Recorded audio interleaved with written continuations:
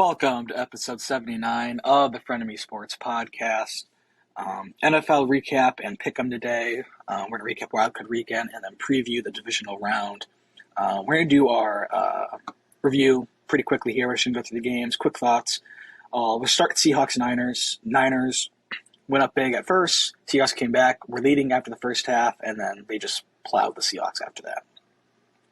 Yeah, it was a blowout the second half. Purdy looked good after he looked kind of shaky in the first half. Yeah. Any other thoughts on that game?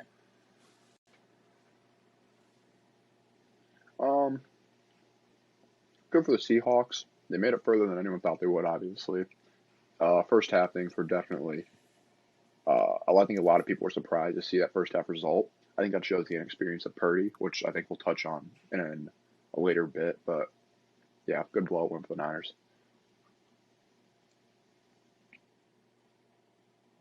Okay. Yep, we'll move along here. Chargers, Jaguars. Jaguars took home the W. So proud of them.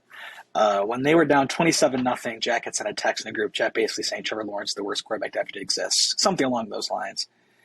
I basically said, we're coming. Down 27-0, and my God, did we come. All the way back down, 27-0. I'm so proud of my team. Trevor Lawrence is the MVP. Jack, fuck you. Yeah, I'll say this. I'm very, very disappointed in how that game turned out, because if that game goes the other way, I'm in first place and you're in last place for the pick'em. Very upset. Trevor Lawrence did look awful. He threw 4 interceptions. You don't have a good game and throw 4 picks. The big takeaway from that game. Perfect Yeah, it's a game of 2 halves. Big takeaway from that game. Brandon Staley, in my opinion, has solidified himself as the worst coach of the 2020s. He's had a top 5 quarterback all 3 years in Los Angeles. He's had Bosa and Derwin James, and this year he had Asante Samuel on his defense. And offensively, he had Justin Herbert, Austin Eckler, Keenan Allen his entire tenure in Los Angeles. And he's made the playoffs once, and he blew a 27-point lead. Staley's a terrible head coach. I think they fired the DC. I don't get what that has to do with anything. They're doing a whole staff overhaul when really I think the big problem is Brandon Staley. Staley is, right now, in my opinion, probably the worst coach to still have a job in the NFL. It's a joke. He should be fired. The offense isn't creative at all. They weren't creative all season. I just assumed the Chargers would fire him. They did not. I don't understand why. I feel bad for Justin Herbert. He's easily a top 5, top 7 quarterback, somewhere in that range, with the chance to be top 5, top 3 pretty soon, maybe even top 1. I don't know. I don't know if he'll be better than Mahomes ever, but he's a guy that can take you to a Super Bowl, has the talent to, and he's just not being surrounded by the coaching staff that he needs right now. Yeah, you two nailed it pretty much on the head. The Chargers underperformed all year, in my opinion. This was just a perfect way to go out for them, just based on how they've been playing all year. A 27-0 pathetic loss to the Jaguars, who aren't even that good of a football team. And watching the Chargers lose like this, it should definitely question why Staley still has a job. I know they're doing a whole staff rehaul, which I think is complete horseshit, because the whole root of the problem is Brandon Staley. Jack's been saying it for years. Yeah, it has to be Staley gone. The Jaguars, one of 8 teams remaining, so saying they're not a good football team is just blatantly wrong. But sure, keep hating on the Jags when we go into Arrowhead and beat them next week. All right, Dolphins-Bills next game. I think we were all expecting a blowout here, and it looked like it was going to be. Bills were up 14-0 and had the ball. The Dolphins, I don't really know how, because their quarterback didn't even play that well. I think he was 18 for 45, 2 picks and a touchdown. They kept it close. Their defense played really well, and yeah, honestly, it was good for the Dolphins. They kept it close. Bills ended up pulling away, and now they have a matchup with the Bengals next week. Yeah, good for Skylar Thompson and the Dolphins. I mean, no one thought they'd be in that game. I think everyone was very concerned in the final, up until the final 4 or 5 minutes. That was a ball game, the entire game. The Dolphins played really well. If Tua was there, I think that may be a different story, because they caught the Bills sleeping a little bit. Josh Allen had potentially 5 turnovers. He had 3 fumbles, and he had 2 picks. Yes, they recovered 2 out of the 3 fumbles, but he's turnover prone in the red zone. That's something we haven't seen from Josh Allen since his rookie year, which as a Bills fan, I would be concerned. I know the Bengals didn't look as great either, but you have to play a damn near perfect game to beat the Cincinnati Bengals right now, in my opinion. And if the Bills play like what they did last week, this might be a routing next week. Yeah, I'll say this about Josh Allen and the Bills. Um, Josh Allen, he's one of the best quarterbacks in the NFL, arguably top three, top four. It's hard to have him anywhere other than top four. This year, though, no one's thrown more interceptions than Josh Allen. He's been turnover prone all season. Um, it's very hard. I'll defend the Bengals on this too. It's very hard to play a team three times in one season and beat them on your last matchup, even if their quarterback is Skylar Thompson, brand new rookie who's not very good. It's hard because the other coach knows everything about you, schematically, philosophically. They know what you're going to do. And the Dolphins played a hell of a game. Mike McDaniel's had a hell of a season as the Dolphins head coach. No doubt he'll be back next year. But yeah, no, Josh Allen, I think he's the biggest concern for the Buffalo Bills right now. Because if Josh Allen plays a clean game, you're probably going to win the football game. But I haven't really seen Josh Allen do that this year. He's had an interception in almost every game he's played. So something to look out for this coming week against the Bengals.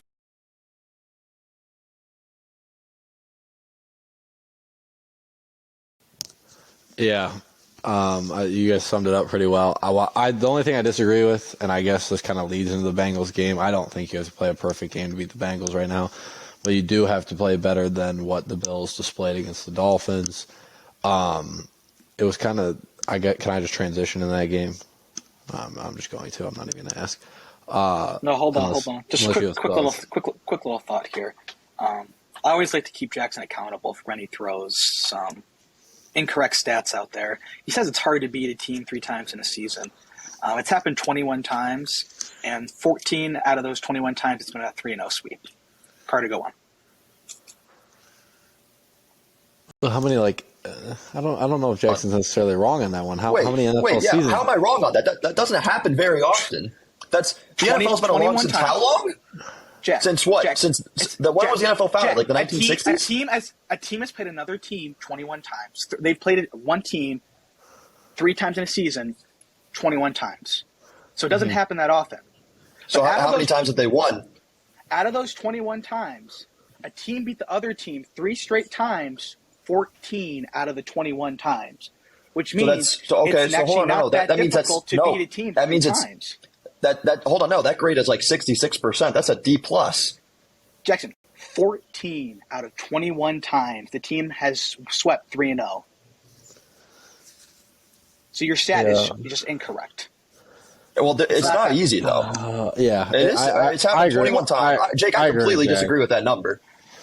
Oh well, you can't. It's a fact. You said it was an opinion. I understand that, but it doesn't make it any easier. It's still hard to beat a team 3 straight times in one season. Well, if it was hard, there wouldn't be all these sweeps.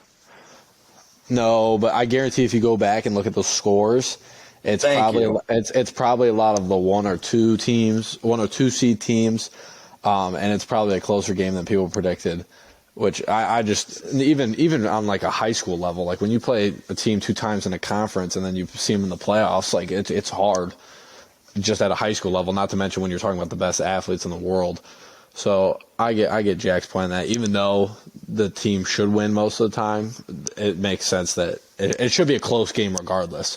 Which is why I don't think Bengals or Bills fans should be too worried. They do need to play better, but it's hard to do that in that sort of game, which kind of leads to the Bengals game. I think they're fine as well. I thought that game would be closer than the Bills-Dolphins game. I just thought the Bills-Dolphins, there was too much talent differential. And I wasn't really surprised by this game. I'm not really reading too much in this game. I'm really excited to watch the Bengals and the Bills play. I think it's going to be one of the best 2 games on the slate. But I think the Bengals are fine. How can you not read too much into this game, though? I mean, Josh Allen was turnover prone. He's been turnover prone kind of a lot this year, more than I think people are expecting. Going into this game, it was scary to watch Josh Allen in the red zone. He potentially could have turned the ball over 5 times. Yes, I know they recovered 2 of his fumbles, but what if they don't? That's a whole different game, even if the Dolphins just get one of those. Like the Dolphins, we could be talking about the Dolphins pulling off one of the greatest upsets in the playoffs for a long time if they win this game. If they recover that fumble. Right now we're talking about the Bills and how they barely got by. Like I'm just saying, I think the Dolphins and the Bills, like I wouldn't be happy if you're a Bills fan. Like you can't. Like, Yeah, but I how mean, can you not read too much into it when he's turned the ball over all year, and then in the first playoff game he plays this year, he potentially hit 3 turnovers and could have turned them over 5 times.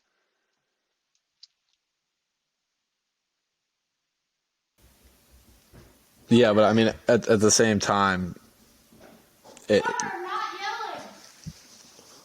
you want to say hi to the podcast if you're just going to yell in the background of it? I didn't know. How was I supposed to know? That's on me, everyone. This is my sister, loving, caring. Oh, she's gone. I just don't. That's how Josh Allen has been all year. That's how the Bills have been all year. They've kind of relied on Josh Allen, and like I said, when you have a divisional opponent, now it is sad. I mean, did the Bengals play a great game either? No. So I don't really think, and I don't think great players have back-to-back bad games. So I think the Bills will end up being fine.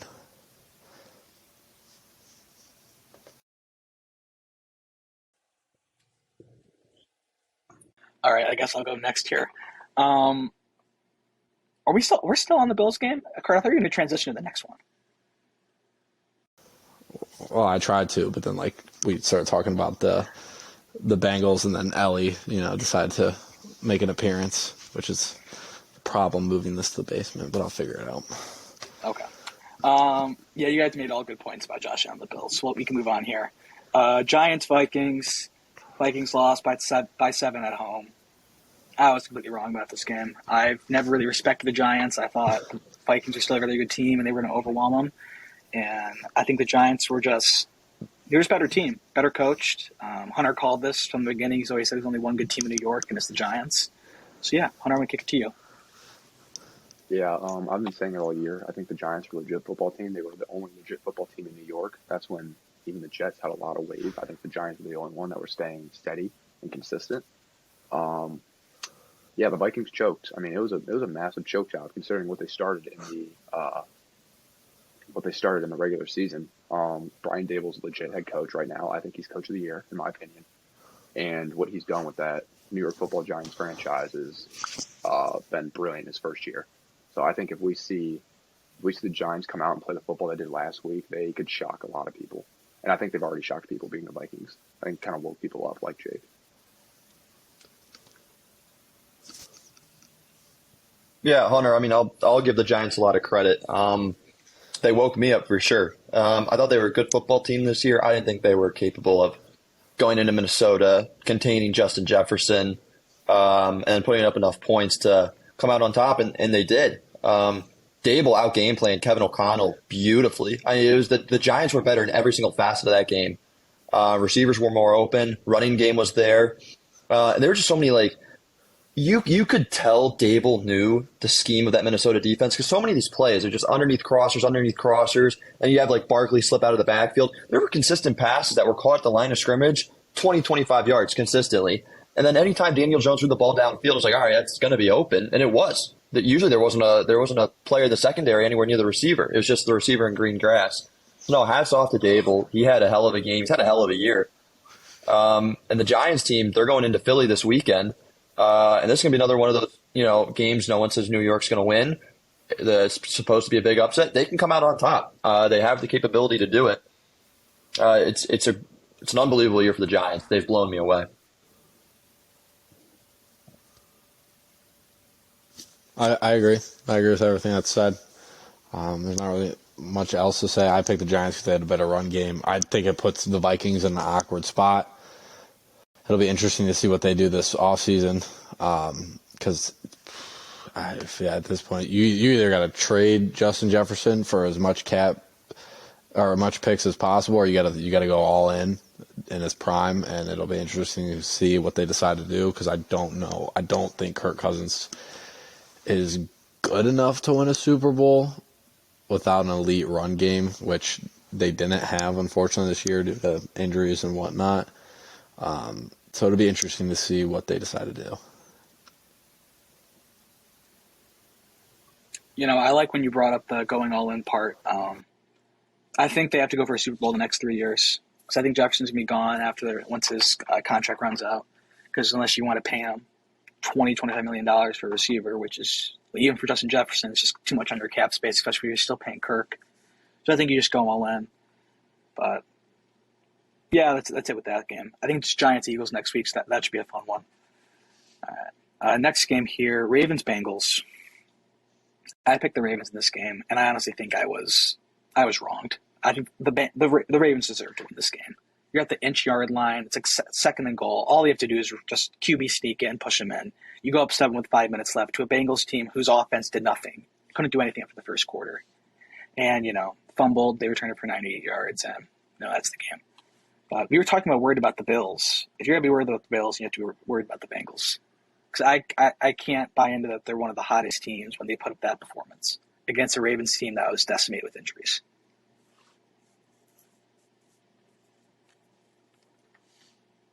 Anybody? Here is my issue with the Bengals. The only issue I really have. Their offensive line is beat up pretty badly. I believe Jonah Williams is out. Lyle Collins is out. 2 or 3 of their offensive line starters are either out or questionable or doubtful right now. And Kappa. Kappa's out too. Kappa. That is horrifying to me. Now, I think if the Bengals stayed healthy, I think they could win this game by maybe 2 scores. Like, honestly, I think the Bengals are the better football team. However, they're not healthy, so that leaves a lot of concerns on the offensive line. And, if Joe Burrow can't have a little bit of time to throw the football, there's going to be massive issues. That's what scares me the most. Yeah, I'll say this. It hurts having your offensive lineman out, especially the majority of your offensive line. If you're a Bengals fan, the only positive I can see from that, or not even positive, but like grimace of hope, is that Burrow had arguably a bottom 6 O-line last year and was a play away from winning the Super Bowl. Burrow's dealt with bad O-lines his first 2 years in the NFL. I don't think it's the end of the world for Cincinnati because you look at Buffalo, they're down not Matt Milano, they're down Von Miller, Micah Hyde. They're down big players on defense, so I think it partially evens out. But yeah, no, Bengals-Ravens game. Bengals went up early. They got a hot start. I think that's one of the biggest curses in the NFL playoffs is to get out to a hot start because so many times these big leads blown. No excuse, though. It's very, very hard, in my opinion, at least, to play a team 3 times in a row. I don't think there's any benefits to that if you're Cincinnati. It wasn't even like Cincinnati could, rest their starters in the finale against Baltimore because they were playing for home field advantage because, in my opinion, the NFL severely botched the coin flip idea and the home field advantage idea. I think they got it all wrong. But that's neither here nor there now. Bengals in Buffalo. It'll be a great game. I'm very excited for it.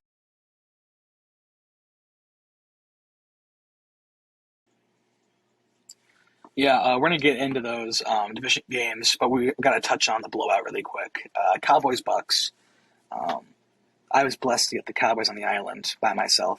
I know you guys get it for Tom Brady, and hindsight's 2020. So looking back at it, obviously it was a bad pick. But this Cowboys team is a lot more talented, better coached. The Buccaneers didn't even look like they wanted to be there after they gave up a touchdown. Yeah, it was a blowout. Yeah, Jake, I think there's really only 2 takeaways from this game because Cowboys blew them out. It wasn't close. And here are my 2 takeaways. One, Brett Maher sucks, doesn't show up. I don't think he should still be on the roster. You can't miss 4 extra points. Secondly, I picked the Buccaneers because Brady was 7-0 in his career against the Cowboys, and the Cowboys this year are like 0-5 on grass or whatever. Some couple weird stats like that. And I guess the whole Brady story. Brady always wins these games. So I'm looking into all this and I'm like, okay. Like every single stat seems to be in the Bucs' direction. That's where I made the mistake. Cowboys have been the better team all year. The Buccaneers have not been a good football team all year. Hell, they lost to the Browns this year in overtime. I wish I would have just picked off what team I thought was the better team, but I didn't. I let the little stats get in my head.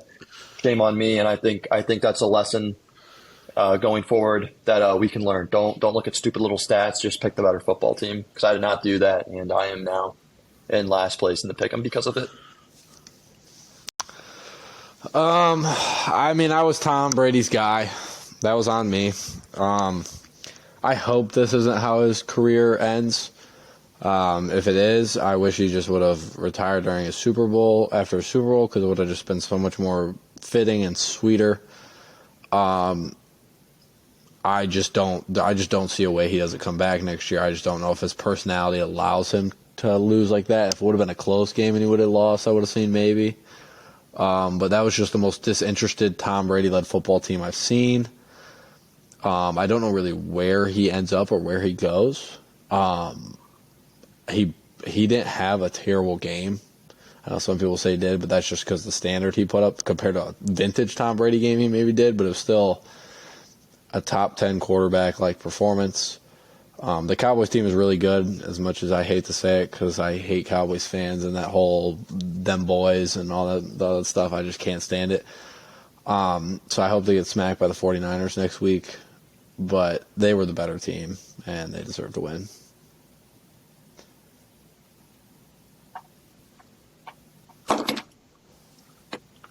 Yeah, I think you guys touched all of it. The only interesting thing after the first half, just watching Brett Maher go out there and miss extra points, which honestly, you have to feel bad for the man.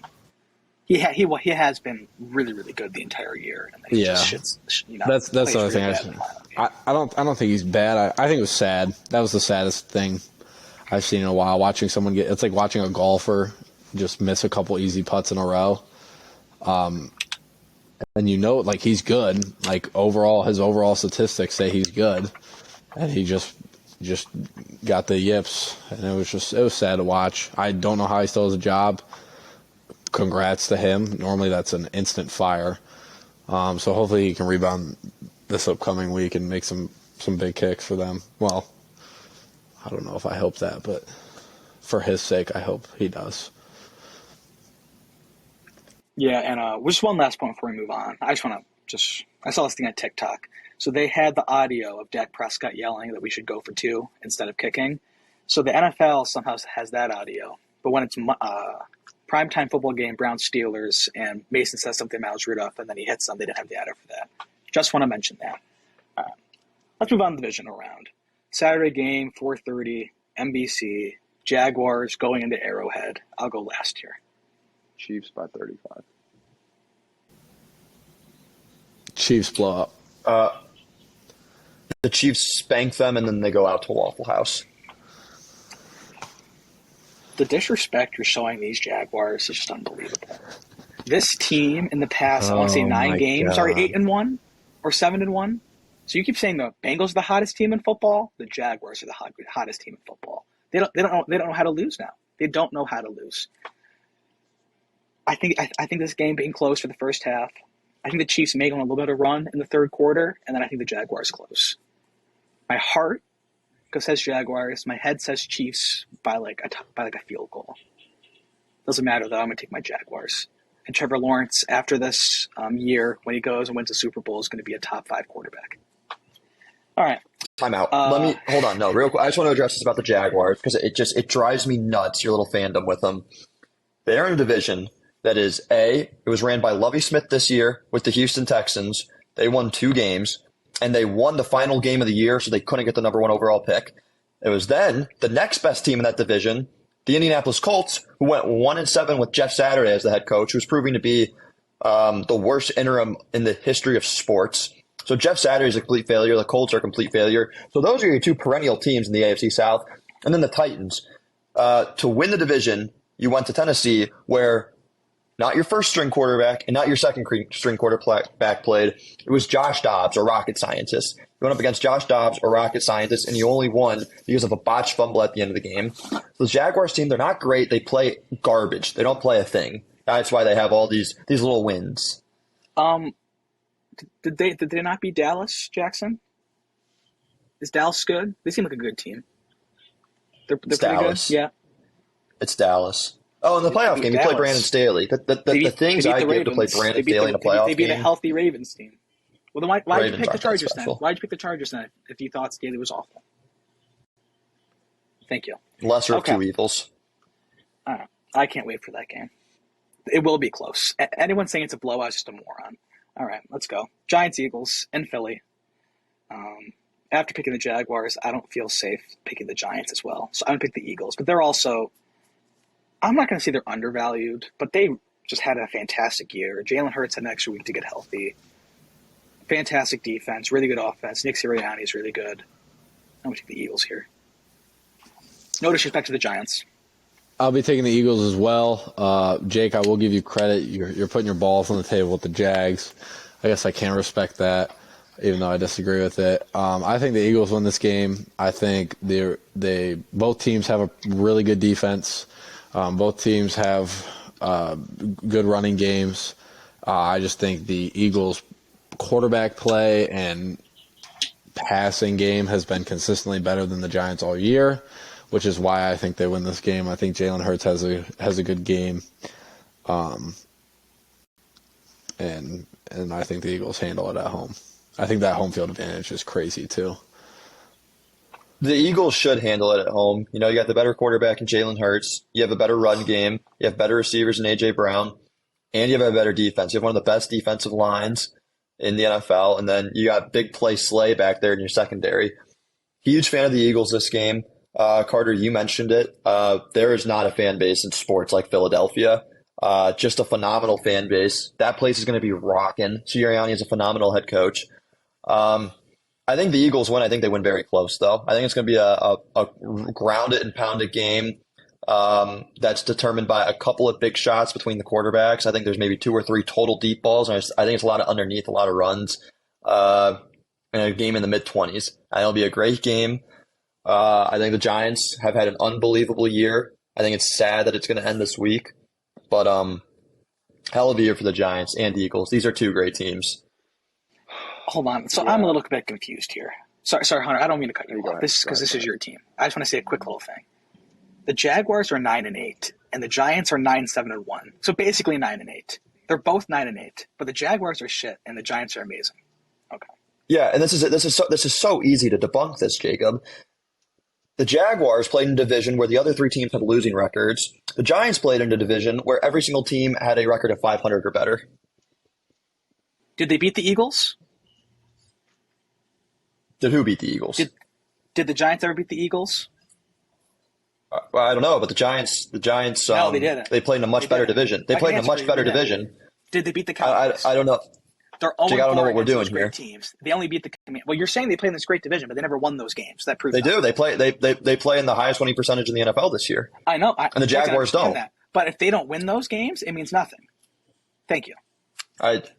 I think you. Jaguars also so have the wrong. best win in their schedule. I'm not wrong. See, Jackson, I use stats to back This up my isn't stuff. this isn't You college use football though. what's in This your- isn't college what's in your football though. mind. You can't. It's the NFL. Every single one of these 32 teams, with the exception of the Colts this year, these are all legit football teams. Okay, you got to go out. You got to put a game plan. Yeah. You got to win. This isn't college Okay. football where So you that's play just- like that's going against your Colorado point State with and the you Jaguars. have to have a franchise win. Okay, you don't need that in the NFL. Just win your games. And that's what the Giants have done this so year. the Jaguars And won their games against bad teams, but you just yelled. You just said they're all good football teams, and you shit on the Jaguars for beating these good football teams. Now you're just going against yourself, like you always do.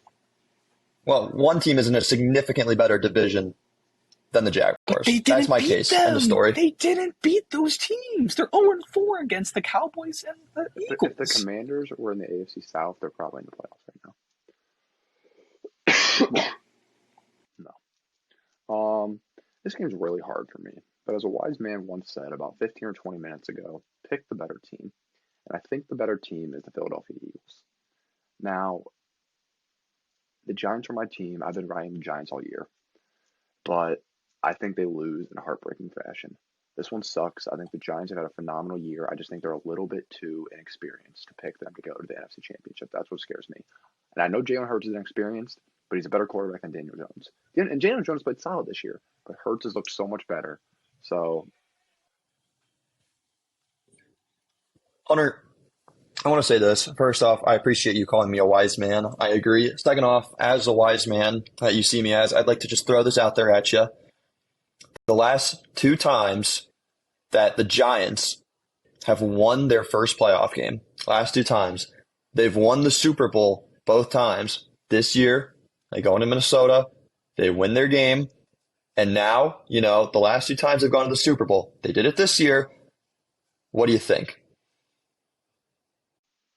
I really like that stat. However, it does not change my mind.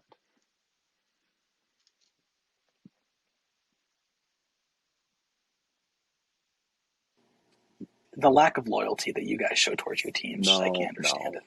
I will never pick the Jaguars to beat the Chiefs. Put money on it. Put Hmm? $5 to $10 on the Jaguars beating the Chiefs. We'll talk.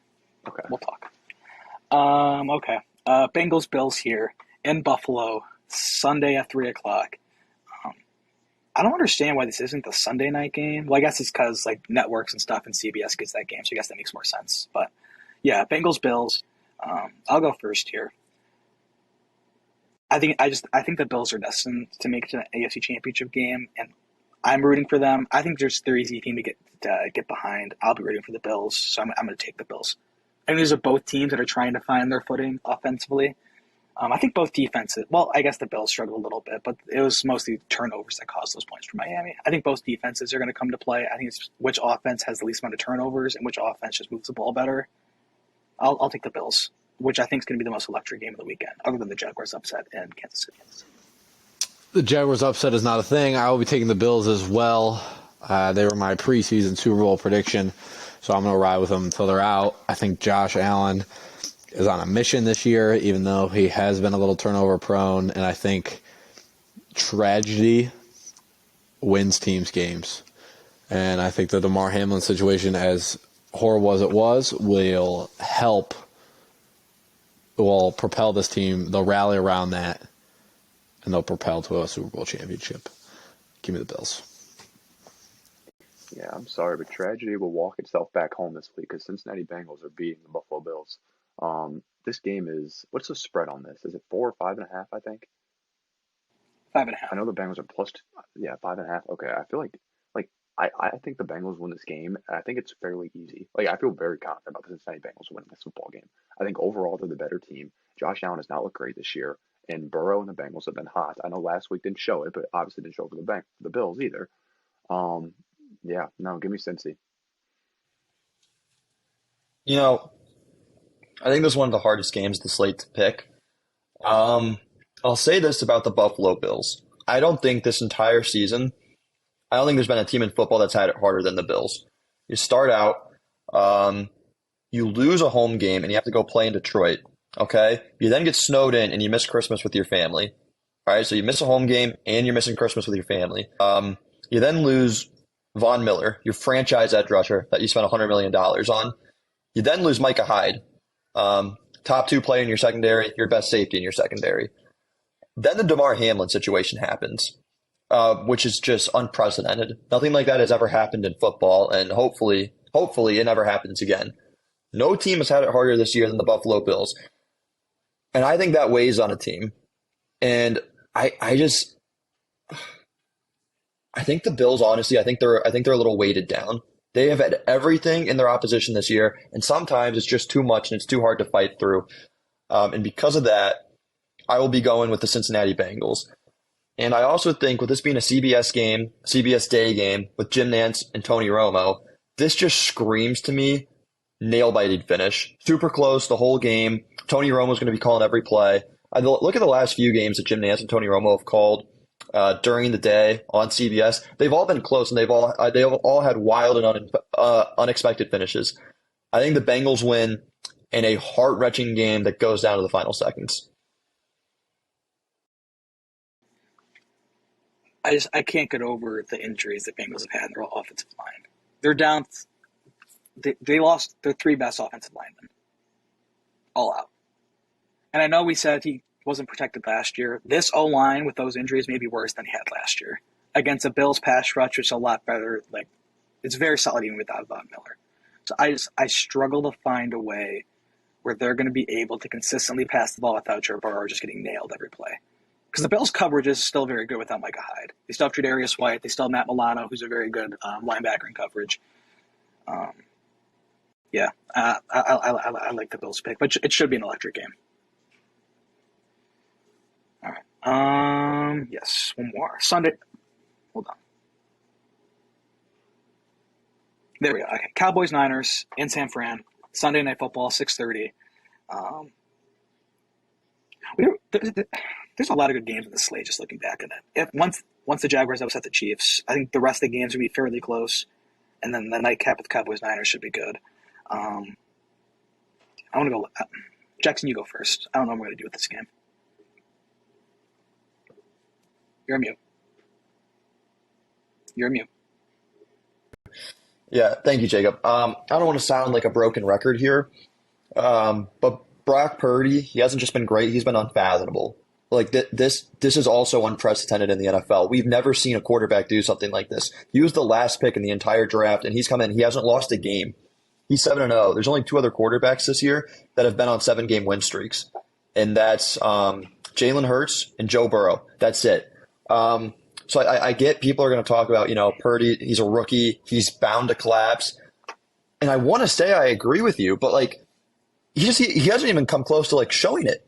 He hasn't looked bad in a single game. I'm not saying he's looked great. He's been this consistent quarterback. He's made the throws. He's made the reads. He's taking what the defense gives. He's not doing too much. And I love it. And because of that, I'm gonna take the Niners. I think they have a better coach. I love the Niners team. I love what they've done with it. I love Debo. I love Ayuk. I love Kittle. I love Trent Williams on your offensive line. Defensively, I think you have the best player in football in Nick Bosa. You got Fred Warner back there. Like, I love this Niners team, and I think they keep it rolling. And I like Shanahan over Mike McCarthy. Yeah, I get it. Mike McCarthy, Super Bowl champion, more experience, but I think he's wildly, wildly underperformed in Dallas. He's had a franchise quarterback his entire time there with Dak Prescott. He never had to rebuild anything. And he had an owner who's worth billions of dollars that has given him every single possible resource he needs to succeed. So I'm not big on McCarthy. I don't think McCarthy has this great game plan to slow down San Francisco. I'll take the Niners here, and I think they win by more than 1 score.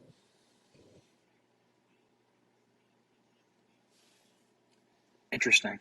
Oh yeah, Hunter, you can go.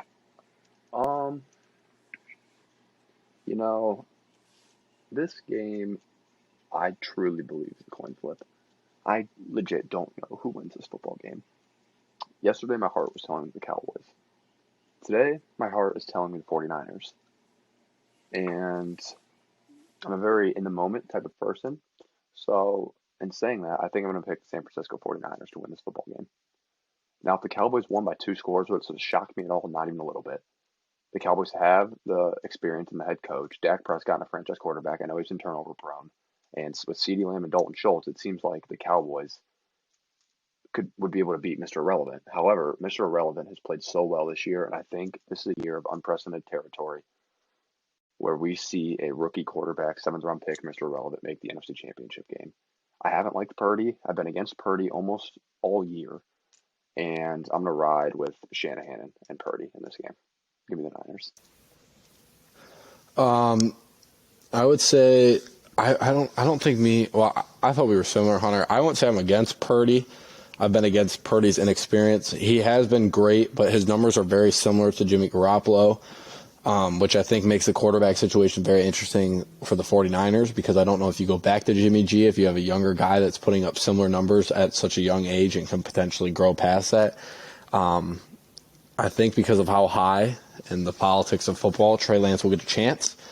And maybe he should, because we didn't really see the full potential. But what we did see, Brock Purdy has been much better. But for me, this game is very simple for one reason. Excuse my language. Fuck the Cowboys.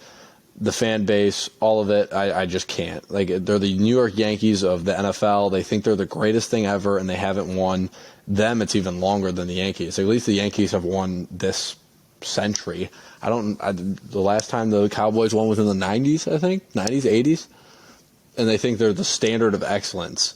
That has to be continued, and they haven't continued it. So I don't understand why they think they're the greatest thing ever.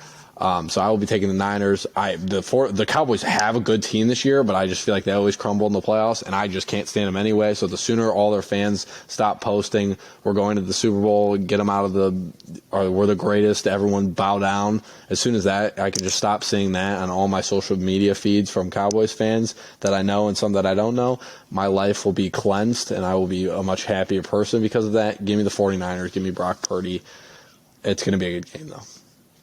Jake, real quick before you go, Carter, I know we agree on so little, both in sports and outside of sports, but damn it, you hit that right on the head. I couldn't agree more. Cowboys fans are pathetic. They have not had a standard since the 80s. They're just like Yankees fans. They're entitled. They're pretentious. They're obnoxious. They're useless. They don't provide anything. They all live in la-la land. They have absolutely nothing. It's a pathetic organization. They're 2 pathetic cities, damn it. Let's go Niners. Sorry. it's this game. This game's tough for me because I vote. Me and Jack Roy's. Brock Purdy. He can advance the playoff. He has played very well. But there's also something that Jack likes to talk about. It's regression to the mean. And it's either this game or next game. Brock Purdy will lose. He's not making it to a Super Bowl. I just have to decide if it's going to be now or if it's going to be the next round. How about them Cowboys? I'm going to go Dallas. I'll ride Dallas on the island. I don't feel great about it. I also have disdain for all those fans you just mentioned, but Yuck. I'm taking the boys here. Yuck. I know. Stinky, disgusting yuck. Yuck, yuck, yuck. Micah Parsons, great O-line. I think it's going to be a battle. I can't see a way Brock Purdy continues to play the way he is. At some point, he's going to struggle. He's going to throw 2 to 3 picks in a game, and I think it's this one. All right. Any last thoughts where we ended here? Oh, sorry, really quick. Records really quick. I was 4-2, Carter's 4-2, Hunter's 4-2, and Jack was 3-3 after last week. Ooh, it's going to be close. It's going to be close. All right. Are we good? Any thoughts? Except for Hunter. Carter or Jack, any thoughts? I'm good. Great. All right. Thanks for listening. We'll see you later.